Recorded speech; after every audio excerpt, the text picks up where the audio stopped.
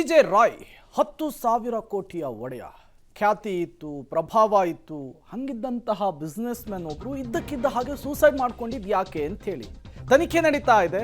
ಮತ್ತೊಂದು ಕಡೆ ಮರಣೋತ್ತರ ಪರೀಕ್ಷೆ. ಸೋಕೋ ಟೀಮ್ ಮನವಿಯ ಮೇರೆಗೆ ಹ್ಯಾಂಡ್ ವಾಶ್ ಅನ್ನು ಮಾಡ್ಕೊಂಡಿದ್ದಾರೆ ವೈದ್ಯರು ಅನ್ನೋದು ಗೊತ್ತಾಗ್ತಾ ಇದೆ. ಗನ್ ಬಳಕೆಗೆ ಯಾವ ಪೌಡರ್ ಅನ್ನು ಬಳಸಲಾಗಿತ್ತು ಅನ್ನೋದು ಈ ಹ್ಯಾಂಡ್ ವಾಶ್ ಮೂಲಕ ಗೊತ್ತಾಗುತ್ತಂತೆ. ಕೆಮಿಕಲ್ ಅನ್ನು ಬಳಸಿ ಹ್ಯಾಂಡ್ ವಾಶ್ ಅನ್ನು ಮಾಡಿದೆ ಸೋಕೋ ಟೀಮ್ಗೆ, ಅದನ್ನು ಈಗಾಗಲೇ ಕೊಡಲಾಗಿದೆ ಅನ್ನೋದು ಕೂಡ ಗೊತ್ತಾಗ್ತಾ ಇದೆ.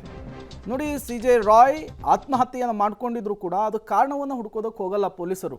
ಮೊದಲಿಗೆ ಆ ಪಿಸ್ತೂಲ್ ಮೇಲಿರುವಂತಹ ಫಿಂಗರ್ ಪ್ರಿಂಟನ್ನು ತೆಗೆದುಕೊಳ್ತಾರೆ. ಆ ಪಿಸ್ತೂಲಿಂದಲೇ ಈ ಬುಲೆಟ್ ಹೋಗಿದ್ದ ಅನ್ನೋದನ್ನು ಕನ್ಫರ್ಮ್ ಮಾಡ್ಕೊಳ್ತಾರೆ. ಈ ರೀತಿಯ ನಾನಾ ರೀತಿಯ ಆ್ಯಂಗಲ್ಗಳಿರುತ್ತೆ.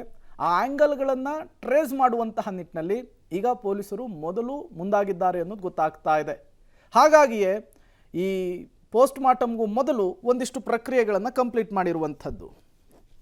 ಡೀಟೇಲ್ಸ್ ಅನ್ನು ಕೊಡೋದಕ್ಕೆ ಲೋಕೇಶ್ ನೇರ ಸಂಪರ್ಕದಲ್ಲಿ ಜಾಯಿನ್ ಆಗಿದ್ದಾರೆ. ಲೋಕೇಶ್, ಸಿಜೆ ರಾಯ್ ಆತ್ಮಹತ್ಯೆಯ ಸುತ್ತ ಹಲವು ಅನುಮಾನಗಳ ಹುತ್ತ ನಿರ್ಮಾಣವಾಗಿದೆ. ಆ ಅನುಮಾನವನ್ನು ಭೇದಿಸಬೇಕು ಅಂದರೆ ಮೊದಲಿಗೆ ಪೊಲೀಸರ ಇನ್ವೆಸ್ಟಿಗೇಷನ್ ಅಲ್ಲಿ ಹೆಲ್ಪ್ ಆಗೋದೆ ಈ ಪೋಸ್ಟ್ ಮಾರ್ಟಮ್ ರಿಪೋರ್ಟ್. ಈ ಪೋಸ್ಟ್ ಮಾರ್ಟಮ್ ರಿಪೋರ್ಟ್ ಪೊಲೀಸರ ಕೈಗೆ ಯಾವಾಗ ಸೇರಬಹುದು, ಜೊತೆಗೆ ಏನೆಲ್ಲ ಬೆಳವಣಿಗೆಗಳಾಗ್ತಾ ಇದೆ ವಿಚಾರದಲ್ಲಿ? ಪ್ರೇಮ್, ಈ ಪೋಸ್ಟ್ ಮಾರ್ಟಮ್ ರಿಪೋರ್ಟ್ ಇವತ್ತು ಸಂಜೆ ಒಳಗಡೆ ಪೊಲೀಸರಿಗೆ ಕೈ ಸೇರುತ್ತೆ ಅನ್ನುವಂಥದ್ದು. ಅದರಲ್ಲೂ ಒಂದಷ್ಟು FSL ತನಿಖೆ ಏನಾದರೂ ಬೇಕು ಅಂತಂದ್ರೆ ಸಮಯವನ್ನ ತೆಗೆದುಕೊಳ್ಳುತ್ತೆ. ಇದು FSL ಮಾಡಲಿಕ್ಕೆ ಯಾವುದೇ ರೀತಿಯಾದಂಥ ವಿಷ ಸೇವಿಸಿರೋದಾಗ್ಲಿ ಇನ್ನಿತರ ಸಾವಲ್ಲ, ಇದು ಗುಂಡು ಹಾರಿಸ್ಕೊಂಡು ಸಾವಾಗಿರೋ ಹಿನ್ನೆಲೆಯಲ್ಲಿ ಇವತ್ತು ಸಂಜೆನೇ ರಿಪೋರ್ಟ್ ಕೈ ಸೇರುವ ಸಾಧ್ಯತೆ ಇದೆ. ಅದರಲ್ಲಿ ಪ್ರಮುಖವಾಗಿ ಒಳಗಡೆ ಇರುವಂಥ ಬುಲೆಟು ಯಾವ ಗನ್ನಿಗೆ ಸೇರಿದ್ದು ಅಂತ ಮಾಹಿತಿಯನ್ನ ಕೇಳ್ತಾರೆ.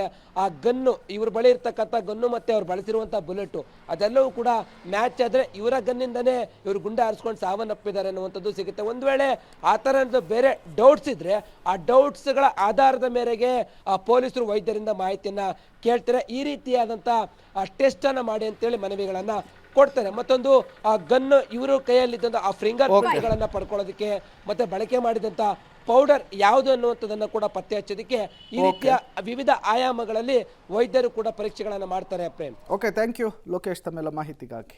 ನಾನಾ ಆಯಾಮಗಳು, ನಾನಾ ಅನುಮಾನಗಳು ಒಂದು ಸಾವಿಗೆ ಸಂಬಂಧಪಟ್ಟಂತೆ ಇರೋದ್ರಿಂದ ಡೆತ್ ಸೀಕ್ರೆಟ್ ಅನ್ನ ರಿವೀಲ್ ಮಾಡಬಹುದಾದಂತಹ ಇನ್ನೊಂದು ಮುಖ್ಯ ವಸ್ತು ಅಂತ ಹೇಳಿದ್ರೆ ಅವರ ಮೊಬೈಲು. ಅವರ ಮೊಬೈಲ್ನಲ್ಲಿ ಹಾಗಾದ್ರೆ ಡೆತ್ ಸೀಕ್ರೆಟ್ನ ಅಂಶಗಳು ಇದಾವ? ಇದೊಂದು ಪ್ರಶ್ನೆ ಇದೆ. ಸಾವಿಗೂ ಮುಂಚೆ ಯಾರ ಜೊತೆ ಮಾತಾಡಿದ್ರು ಸಿಜೆ ರಾಯ್, ಹಾಗೆ ಯಾರ ಜೊತೆ ಮಾತಾಡಬೇಕು ಅಂತ ಹೇಳಿದ್ರು ಅವ್ರ ಜೊತೆ ನಿಜವಾಗ್ಲೂ ಮಾತಾಡಿದ್ರಾ? ತಾಯಿ ಜೊತೆಗೆ ಮಾತಾಡಿದ್ರಾ? ಅಥವಾ ಬೇರೆಯವರಿಂದ ಯಾವುದಾದ್ರೂ ಸಂದೇಶಗಳು ಬಂದಿತ್ತಾ? ಬೆದರಿಕೆ ಬಂದಿತ್ತಾ? ರಾಯ್ ಐಫೋನ್, ಆಂಡ್ರಾಯ್ಡ್ ಫೋನನ್ನು ಪೊಲೀಸರು ಇದನ್ನ ಭೇದಿಸಬೇಕು ಅನ್ನೋ ನಿಟ್ಟಿನಲ್ಲೇ ವಶಕ್ಕೆ ಪಡೆದಿದ್ದಾರೆ. ರಾಯ್ ಫ್ಯಾಮಿಲಿ ಬಳಿ 2 ಮೊಬೈಲ್ಗಳ ಪಾಸ್ವರ್ಡ್ ಅನ್ನ ಕೇಳೋದಕ್ಕೆ ಪೊಲೀಸರು ಮುಂದಾಗಿದ್ದಾರೆ.